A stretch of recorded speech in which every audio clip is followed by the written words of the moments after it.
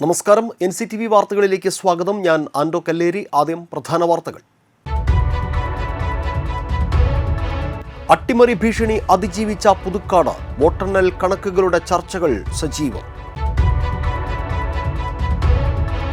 പാചകവാതക വിലക്കയറ്റം പ്രതിസന്ധിയായ ഹോട്ടൽ മേഖലയിൽ ബുധനാഴ്ച പണിമുടക്ക്. ചെങ്ങാലൂർ വെളക്കപ്പാടിയിൽ കാറ്റിലും മഴയിലും നൂറുകണക്കിന് നേന്ത്രവാഴകൾ ഒടിഞ്ഞു വീണു. കണ്ണീരിൽ കർഷകർ. വിട പറഞ്ഞ് മലയാളത്തിന്റെ പ്രിയ വില്ലൻ നടൻ സന്തോഷ് നായർ അന്തരിച്ചു.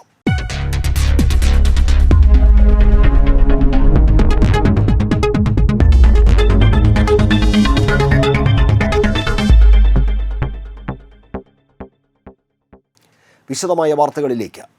കേരളമാകെ വീശിയ UDF തരംഗത്തിൽ അടിപതറാതെ നിൽക്കാൻ കഴിഞ്ഞത് ഇടത് കോട്ടയായ പുതുക്കാട് CPM-ന് നേട്ടമായി. ഭൂരിപക്ഷ കണക്കുകളിലെ തിളക്കമില്ലായ്മ വരും ദിവസങ്ങളിൽ രാഷ്ട്രീയ ചർച്ചകൾക്ക് വഴിവെക്കും. 2021 ഭൂരിപക്ഷമായ 27,353 എത്താനായില്ലെങ്കിലും പ്രതികൂല കാലാവസ്ഥയിലും ഉലയാതെ നിന്ന് വിജയം നേടാനായതാണ് KK രാമചന്ദ്രന് തിളക്കമായത്. ജില്ലയിൽ 13 മണ്ഡലങ്ങളിൽ 9-ലും വിജയം നേടുമ്പോഴും ചേലക്കരയിലൊഴികെ ഒരിടത്തും ഭൂരിപക്ഷം 10,000-ന് മുകളിലെത്തിക്കാൻ LDF സ്ഥാനാർത്ഥികൾക്കായില്ല. കരുത്തരായ മന്ത്രി K Rajan, AC Moideen, KK Ramachandran എന്നിവർക്ക് 2021 ഭൂരിപക്ഷം കുത്തനെ ഇടിഞ്ഞു. UDF-ലാകട്ടെ വിജയിച്ച 4-ൽ 3 പേരും 10,000-ന് മുകളിൽ ഭൂരിപക്ഷം നേടി കരുത്തുകാട്ടി. 2021 നിയമസഭാ തെരഞ്ഞെടുപ്പിൽ KKR നേടിയത് 73,365 വോട്ടുകളാണ്. പിന്നീട് 24 ലോക്സഭാ തെരഞ്ഞെടുപ്പിൽ പുതുക്കാട് LDF നേടിയത് 49,943 വോട്ടുകളായിരുന്നു. 2025 തദ്ദേശ തെരഞ്ഞെടുപ്പിലാകട്ടെ 62,351 വോട്ടുകളും. 2021 നിയമസഭാ തെരഞ്ഞെടുപ്പിൽ നേടിയ വോട്ടുകളേക്കാൾ 10,229 വോട്ടുകളുടെ കുറവാണ് ഇത്തവണ KKR-ന് നേടാനായത്. 2021 വോട്ടെണ്ണലിന്റെ തുടക്കം മുതൽ ഒരു വട്ടം പോലും പിന്നിലാകാതിരുന്ന KKR ഇത്തവണ ആദ്യ റൗണ്ടുകൾ മുതൽ നേരിയ ഭൂരിപക്ഷത്തിലാണ് മുന്നേറിയത്. 9, 10, 11 റൗണ്ടുകളിൽ പിന്നിലായതും LDF ക്യാമ്പിന് ആശങ്കയായി മാറിയിരുന്നു. ഒടുവിൽ 2,853 വോട്ടുകളുടെ കുറഞ്ഞ ഭൂരിപക്ഷത്തിലും ജയിച്ചു കയറാനായതാണ് ആശ്വാസമായത്. 2 പതിറ്റാണ്ടിനിടെ LDF-ന്റെ ഭൂരിപക്ഷം കുറയ്ക്കാനായതും തിളക്കമാർന്ന മത്സരം കാഴ്ചവെക്കാനായതും UDF സ്ഥാനാർത്ഥി KM ബാബുരാജിന് നേട്ടമായി. 2021 നിയമസഭാ തെരഞ്ഞെടുപ്പിൽ UDF നേടിയത് 46,012 വോട്ടുകളായിരുന്നു. 24 ലോക്സഭാ തെരഞ്ഞെടുപ്പിൽ 42,715 വോട്ടുകളും കഴിഞ്ഞ തദ്ദേശ തെരഞ്ഞെടുപ്പിൽ 52,598 വോട്ടുകളുമായിരുന്നു UDF-ന് ലഭിച്ചത്. ഇത്തവണ 60,253 വോട്ടുകൾ നേടി വൻ കുതിപ്പാണ് UDF നടത്തിയത്. സ്ഥാനാർത്ഥി മികവും തദ്ദേശ തെരഞ്ഞെടുപ്പിലെ മുന്നേറ്റവും UDF-ന്റെ വോട്ടുയർച്ചയ്ക്ക് കാരണമാകുമ്പോഴും കോൺഗ്രസ് ഭരിക്കുന്ന തൃക്കൂർ, പുതുക്കാട്, അളഗപ്പനഗർ, വരന്തരപ്പള്ളി പഞ്ചായത്തുകളിൽ പ്രതീക്ഷിച്ച വോട്ട് വിഹിതം ലഭിക്കാത്തതാണ് ബാബുരാജിന് തിരിച്ചടിയായത്. തുടർച്ചയായ 3-ാം തവണയും മണ്ഡലത്തിൽ മത്സരിക്കാനിറങ്ങിയ A നാഗേഷ് ഇത്തവണ നിരാശപ്പെടുത്തി. 2021 34,893 വോട്ടുകളും 24 ലോക്സഭാ തെരഞ്ഞെടുപ്പിൽ 62,635 വോട്ടുകളും തദ്ദേശ തെരഞ്ഞെടുപ്പിൽ 38,687 വോട്ടുകളും നേടിയ NDA ഇത്തവണ 28,018 വോട്ടുകളിൽ ഒതുങ്ങി. 2021 6,875 വോട്ടുകളും തദ്ദേശ തെരഞ്ഞെടുപ്പിനേക്കാൾ 10,669 വോട്ടുകളുടെ കുറവുമാണ് NDAക്ക് ഉണ്ടായത്. വോട്ടെണ്ണൽ കഴിഞ്ഞു. ബൂത്തുകളിലും പഞ്ചായത്ത് തലത്തിലും ലഭിച്ച വോട്ടുകളുടെ കണക്കെടുത്ത് വീഴ്ചകളും പോരായ്മകളും കണ്ടെത്തി പരിഹരിക്കാനുള്ള ശ്രമത്തിലാണ് മുന്നണികൾ. Election desk, NCTV.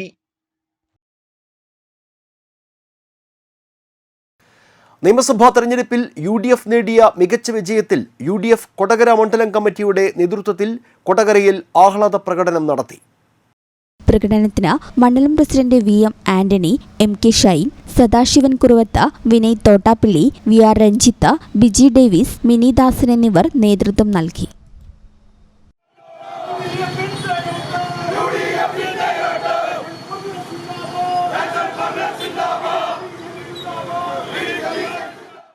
നിയമസഭാ തെരഞ്ഞെടുപ്പിൽ കേരളത്തിൽ 3 മികച്ച വിജയം നേടിയതിൽ NDAയുടെ നേതൃത്വത്തിൽ കൊടകരയിൽ ആഹ്ലാദ പ്രകടനം നടത്തി. മണ്ഡലം president T V Prajith, BJP north committee president OB Bibin, south president Vipin Varghese, മണ്ഡലം ജനറൽ സെക്രട്ടറി സുജിത്ത്, ജില്ലാ സെക്രട്ടറി ആശ രാമദാസ്, ജനറൽ സെക്രട്ടറിമാരായ PS Ratheesh, Anil Pattali, KC Ranjith, Pradeep Vazhakali, KP Ranjith എന്നിവർ നേതൃത്വം നൽകി.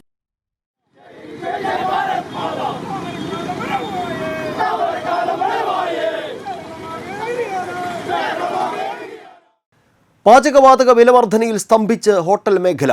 പിടിച്ചു നിൽക്കാനാവാതെ ഉടമകൾ, ആശങ്കയിൽ തൊഴിലാളികൾ. ബുധനാഴ്ച സംസ്ഥാന വ്യാപകമായി 24 മണിക്കൂർ കടയടപ്പ് സമരം നടത്തും. ഹോട്ടൽ വ്യവസായം മുമ്പെങ്ങുമില്ലാത്ത വിധം കടുത്ത പ്രതിസന്ധിയിലൂടെയാണ് കടന്നുപോകുന്നത്. വാണിജ്യ സിലിണ്ടറുകൾക്ക് ഒറ്റയടിക്ക് 1000 രൂപയോളം വർദ്ധിപ്പിച്ച നടപടി ഹോട്ടൽ ഉടമകളുടെ നട്ടെല്ലൊടിച്ചിരിക്കുകയാണ്. ഭക്ഷണ സാധനങ്ങളുടെ വില വർദ്ധിപ്പിക്കാതെ ഇനി മുന്നോട്ടു പോകാൻ കഴിയില്ലെന്ന നിലപാടിലാണ് വ്യാപാരികൾ. നിലവിൽ പല ഹോട്ടലുകളും വൻ നഷ്ടം സഹിച്ചാണ് പ്രവർത്തിക്കുന്നത്. സർക്കാരിന്റെ ഭാഗത്തു നിന്നും അടിയന്തര ഇടപെടൽ ഉണ്ടായില്ലെങ്കിൽ 10,000-കണക്കിന് തൊഴിലാളികളുടെ ജീവിതം ഇരുട്ടിലാകുമെന്ന ഭീതിയിലാണ് ഈ മേഖല. കഴിഞ്ഞ കുറച്ചു ദിവസങ്ങളായി വാണിജ്യ സിലിണ്ടറുകൾക്ക് വൻതോതിലാണ് വില വർദ്ധിപ്പിച്ചത്.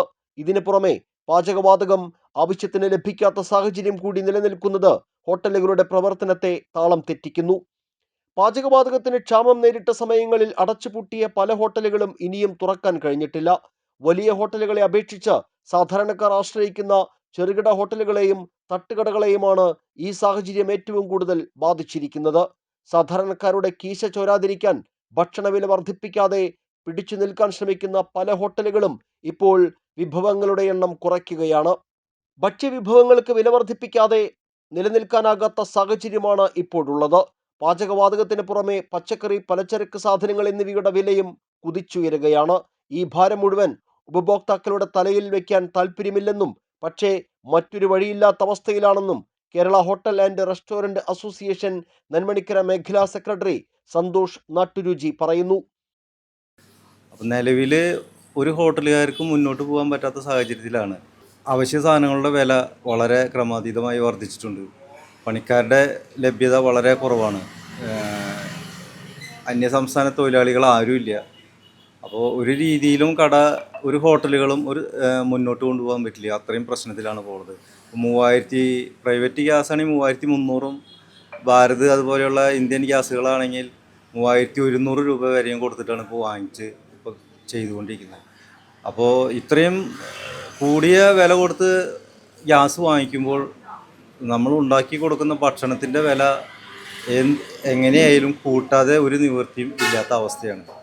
അപ്പോൾ ഭക്ഷണ സാധനത്തിൻ്റെ വില ക്രമാതീതമായി വർദ്ധിപ്പിക്കുമ്പോൾ ജനങ്ങൾക്കുണ്ടാകുന്ന ബുദ്ധിമുട്ട് അത് മറ്റൊരു തരത്തിലുണ്ട്.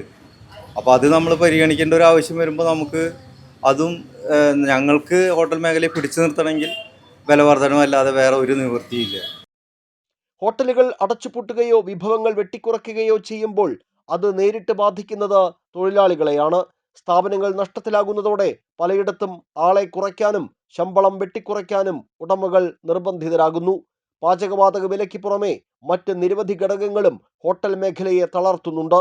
നിത്യോപയോഗ സാധനങ്ങളുടെ വിലയിൽ 20 മുതൽ 30% വരെ വർധനയുണ്ടായി. വാണിജ്യ ആവശ്യത്തിനുള്ള വൈദ്യുതി നിരക്ക് വർധനയും തിരിച്ചടിയാണ്.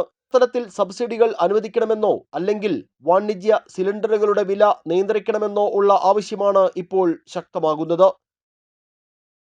ഹോട്ടൽ വ്യവസായം എന്ന് പറയുന്നത് വളരെയധികം പ്രതിസന്ധിയിൽ ആയിക്കൊണ്ടിരിക്കുകയാണ്. ഈ ജാതി ഗ്യാസിനൊക്കെ ഇത്ര പേരുത്ത് വില കൂട്ടി. എന്നെ സംബന്ധിച്ചൊരു സാധാരണ ഹോട്ടലത് 1000 രൂപ ഒരു ദിവസം വ്യത്യാസം വരും. ഒരു കുറ്റി ഗ്യാസിൻ്റെ ഡെയിലി ഒരു കുറ്റി ഗ്യാസ് എനിക്കിവിടെ ആവശ്യമുണ്ട്. അപ്പോൾ 1000 രൂപ പകുതി വിറകും പകുതി ഗ്യാസായിട്ടാണ് ഓടിക്കുന്നത്. അതും കിട്ടാനും വലിയ 1000 രൂപ വെച്ച് കൂട്ടി 100 ഓട്ടോറിക്ഷയ്ക്ക് കൊണ്ടാണ് 1100 രൂപയായി ഫലത്തിൽ. ഇതെല്ലാ സാധനങ്ങൾക്കും ഇപ്പോൾ വില കൂടും. ഹോട്ടൽ വ്യവസായം ഇനി മുന്നോട്ട് അധികം കാലം പോകാൻ സാധ്യത കുറവാണ്. എന്താ ചെയ്യുക? ഇതിപ്പോൾ ആരോടും പറഞ്ഞിട്ടും കാര്യമില്ല. ഇവിടെ എന്തെങ്കിലും പറഞ്ഞാൽ കേന്ദ്രം കൂട്ടിയതാന്ന് പറയും. അവിടെ നിന്ന് പറയാൻ നമുക്ക് വേറെ ആരും ഇല്ല. ഇനി ആകെ ഒരാളുള്ളതാണ്. അങ്ങനെ കാര്യം അറിയാലോ. സംഭവം എന്തായാലും ഈ തലക്കടി കിട്ടി എന്ന് പറയാറുള്ളൂ. ഇത് സത്യാവസ്ഥയാണ്.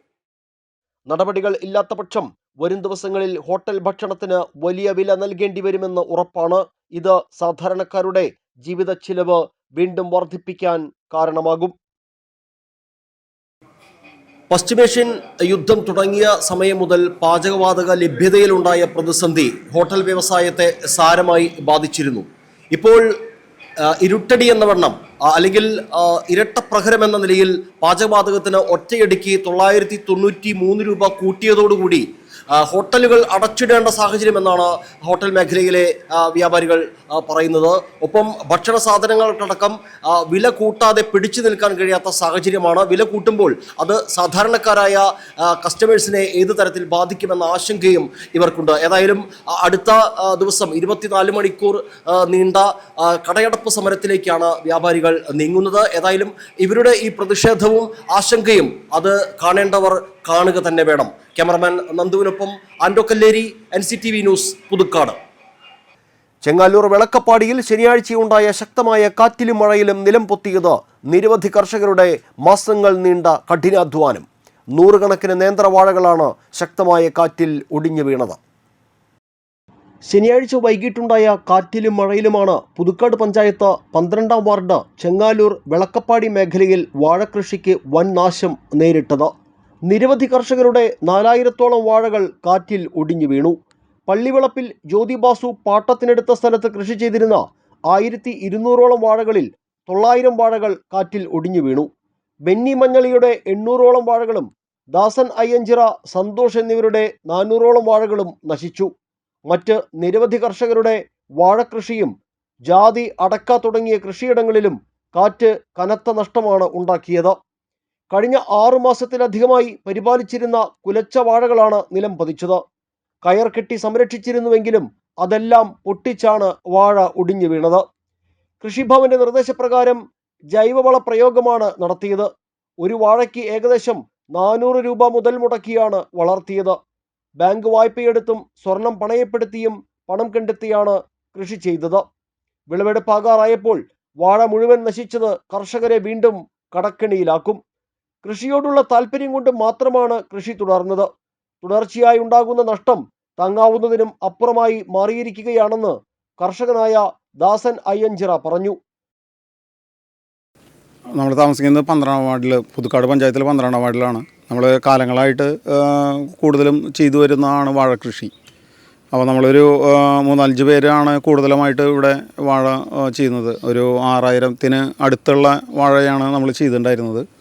ഈ ശനിയാഴ്ച ഉണ്ടായിരുന്ന, അതായത് 2-ാം തീയതി ഉണ്ടായിരുന്ന കാറ്റിനകത്ത് നമുക്ക് അതിലൊരു 75% വാഴ നശിച്ചുപോയി.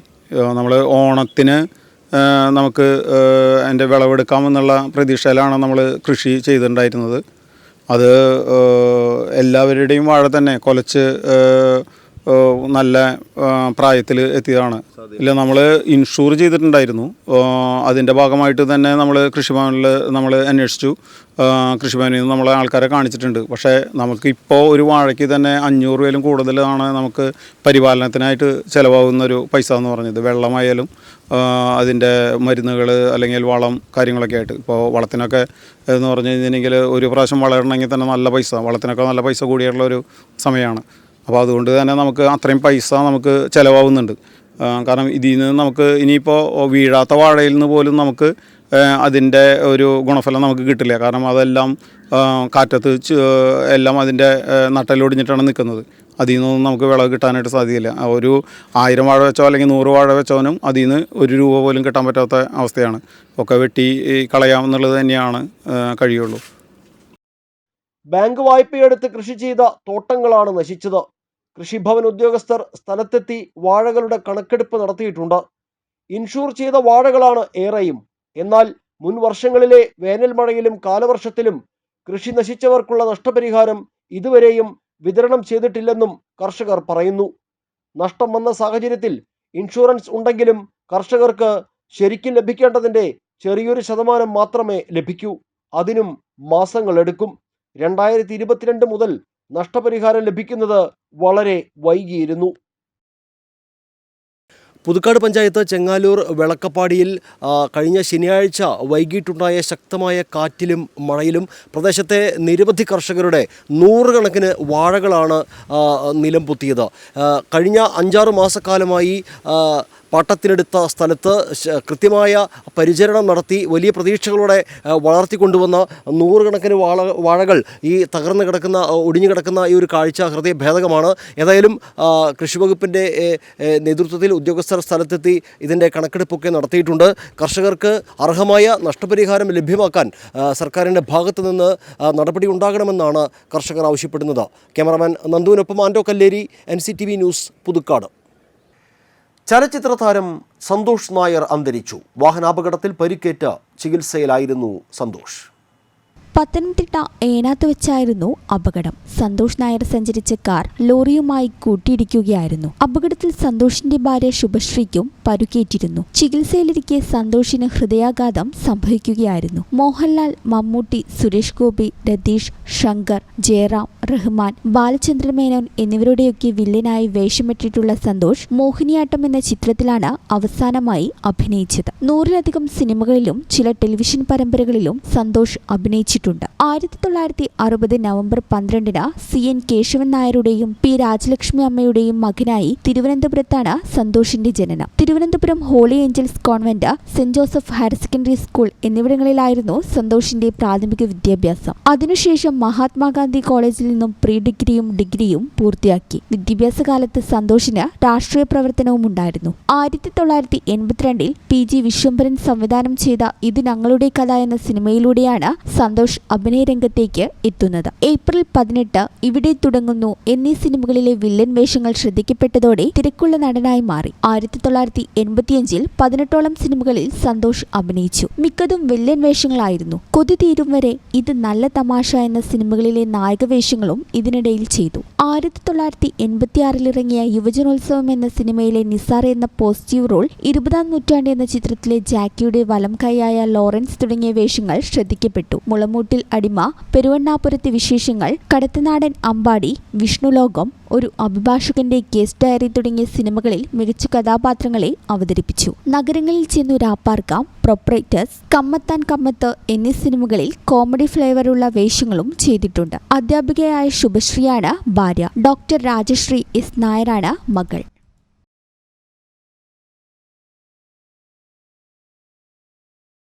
സംസ്ഥാനത്ത് സ്വർണ്ണവില കുറഞ്ഞു. ചൊവ്വാഴ്ച പവന് 320 രൂപയാണ് കുറഞ്ഞത്. 1,09,400 രൂപയാണ് ഒരു പവൻ സ്വർണത്തിൻ്റെ വില. ഗ്രാമിന് ആനുപാതികമായി 40 രൂപയാണ് താഴ്ന്നത്. 13,675 രൂപയാണ് ഒരു ഗ്രാം സ്വർണത്തിൻ്റെ വില.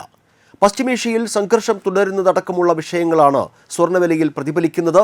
ഇറാനുമായുള്ള വെടിനിർത്തൽ അമേരിക്ക നീട്ടിയെങ്കിലും സമാധാന ചർച്ചകളിലെ അനിശ്ചിതത്വവും ഹോർമുസ് കടലിടുക്കിലെ തുടർച്ചയായ തടസ്സങ്ങളുമാണ് ആഗോള വിപണിയിൽ എണ്ണവില ഉയർന്നു നിൽക്കാൻ കാരണം.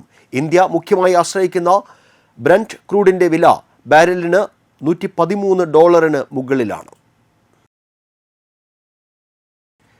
ചിലതരം നായ്ക്കൾക്ക് പാൽ ഉൽപ്പന്നങ്ങൾ നൽകുന്നത് ആരോഗ്യകരമല്ല. അത്തരം നായ്ക്കൾക്ക് ഓട്സ് മിൽക്ക് നൽകുന്നതാണ് സുരക്ഷിതം. ഗുണങ്ങൾ എന്തൊക്കെയാണെന്ന് അറിയാം. ഓട്സ് മിൽക്കിൽ ധാരാളം ഫൈബർ അടങ്ങിയിട്ടുണ്ട്. ഇത് ദഹനം മെച്ചപ്പെടുത്താനും മലബന്ധം തടയാനും സഹായിക്കും. ഓട്സ് മിൽക്കിൽ കൊഴുപ്പ് വളരെ കുറവാണ്. അതിനാൽ ധൈര്യമായി വളർത്തു നായ്ക്കൾക്ക് ഇത് കൊടുക്കാൻ സാധിക്കും.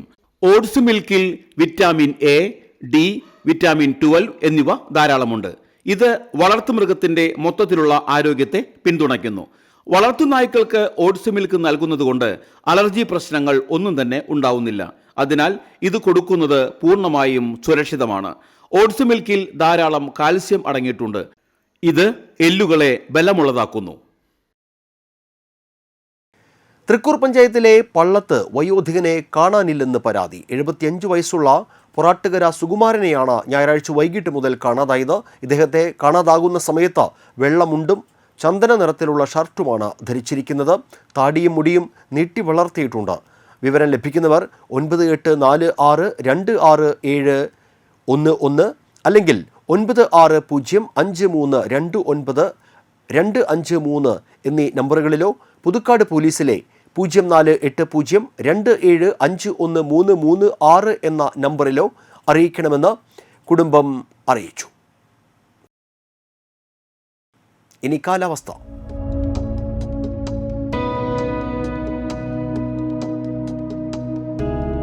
കൂടിയ താപനില 33 ഡിഗ്രി സെൽഷ്യസ്, കുറഞ്ഞ താപനില 26 ഡിഗ്രി സെൽഷ്യസ്. IHRD ആരംഭിക്കുന്ന ഡിപ്ലോമ ഇൻ ജെറിയാട്രിക് കെയർ കോഴ്സിലേക്ക് അപേക്ഷ ക്ഷണിച്ചു. മെയ് 29 വരെ അപേക്ഷകൾ സമർപ്പിക്കാം. കൂടുതൽ വിവരങ്ങൾക്ക് IHRD വെബ്സൈറ്റിലോ 8547005000 എന്ന നമ്പറിലോ ബന്ധപ്പെടുക. ചാലക്കുടി കൃഷ്ണ ജ്വല്ലറിയിൽ ഇന്നത്തെ സ്വർണ്ണവില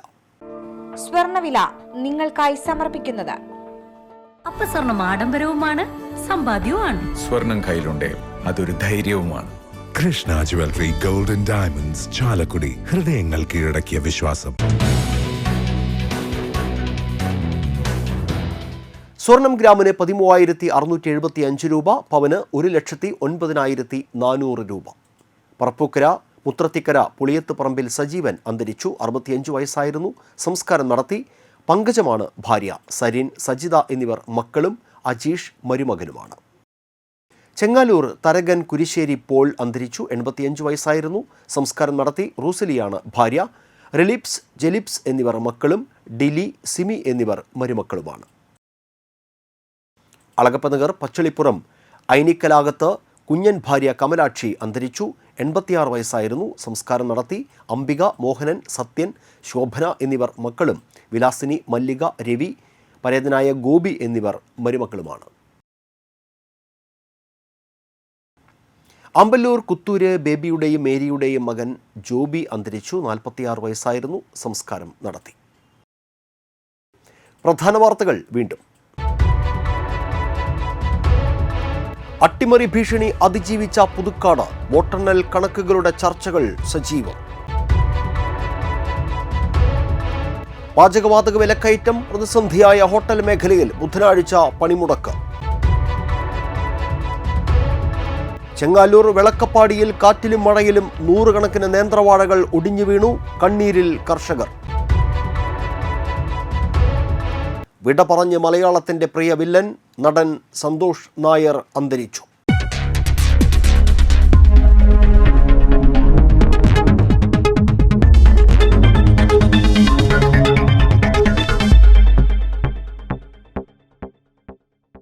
ഇതോടെ ബുള്ളറ്റിൻ പൂർണ്ണമാകുന്നു. പുതുക്കാട് മേഖലയിലെ പ്രധാന സംഭവങ്ങളുടെ വാർത്താ ക്ലിപ്പുകളും ഡെയിലി ന്യൂസും NCTV ന്യൂസ് എന്ന യൂട്യൂബ് ചാനലിൽ ലഭ്യമാണ്. ന്യൂസ് ബുള്ളറ്റിൻ എല്ലാ ദിവസവും രാത്രി 9 മുതൽ യൂട്യൂബിൽ ലഭ്യമാണ്. വാർത്തകൾക്കും അപ്ഡേറ്റുകൾക്കും nctvnews.com എന്ന വെബ്സൈറ്റും NCTV ന്യൂസ് എന്ന ഇൻസ്റ്റഗ്രാം പേജും ഫോളോ ചെയ്യുക. പുതുക്കാട് നിയോജകമണ്ഡലം, കൊടകര ബ്ലോക്ക് പഞ്ചായത്ത് പരിധികളിലെ സമഗ്ര വാർത്തകൾ അറിയാൻ NCTV ന്യൂസ് എന്ന യൂട്യൂബ് ചാനൽ സബ്സ്ക്രൈബ് ചെയ്യുക. നമസ്കാരം.